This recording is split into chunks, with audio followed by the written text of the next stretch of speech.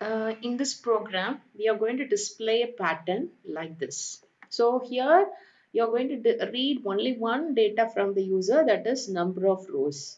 If the number of rows are given by the user, that many number of rows you are going to print the star. But how the stars are starting? First line 1, second line 2. So like that it is going to be printed in this manner. So here, what is the logic behind this particular program? Actually, it is a kind of a table and which contains rows and columns. So the rows are going to be mentioned with the I and the column value which is going to be mentioned with the J.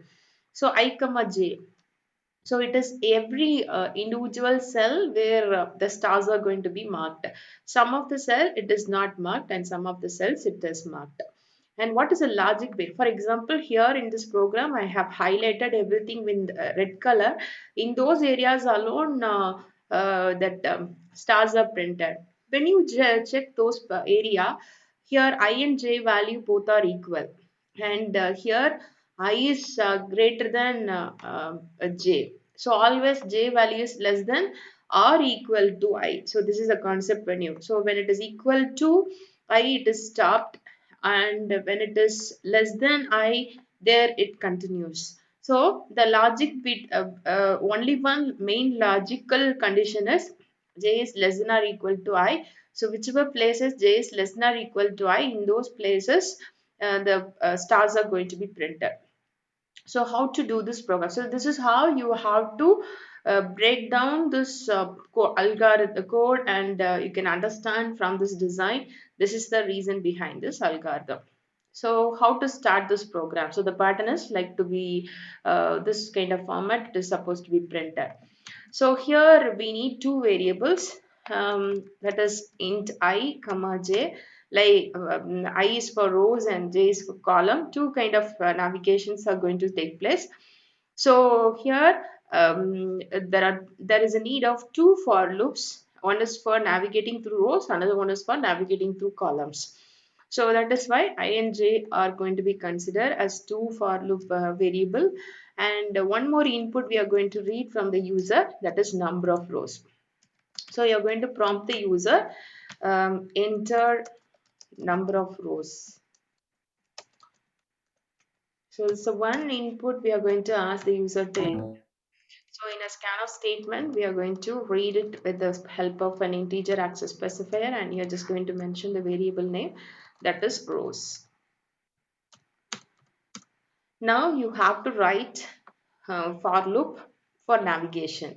So in the first for loop for number of rows, so I is equal to 1, I less than or equal to rows, that many number of rows it is going to navigate, and we are going to increment the I value. And inside that the columns are going to be identified. So j is equal to 1. Here comes the condition what we have logically identified, that is j less than or equal to I. Till the time the loop is going to continue, and when it finds wherever this condition satisfied, then it is going to print star. So you're going to say print a star, or whichever shape you want to print, you just mention it in that.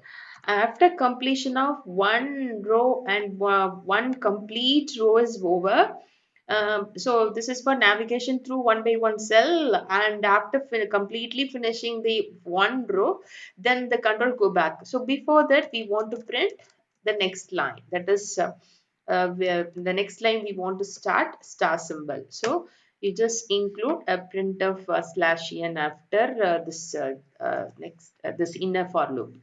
So this is how you have to create an outer for loop for navigating through rows and navigating through columns. But whichever columns and rows which satisfy this condition, j is less than or equal to I, in those places star will be printed. All the places the loop will come out and it will go back and iterate. And after one particular row is completed, it insert a line break. So now you just run the program and you can enter number of rows. For example, I'm entering 5 rows. 5 rows.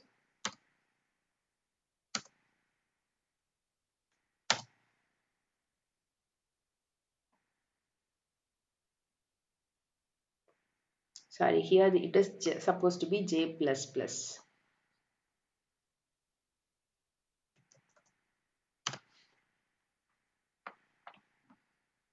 The second loop incrementation part, that is j plus plus, we have to give.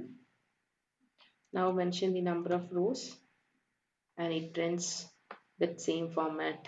First row 1 star, second row 2 star, 3 star, 4 and 5 stars in the last row. So this is how the loop stops. So you have to identify the number of rows and number of columns, the two for loops you have to create, and what is the condition which are matched suitable for this logic, that is identified, and in those places you have replaced the empty cells by star, and at last after completion of one complete row you are just going to insert a new line. That's all. This is the way you can generate a partition.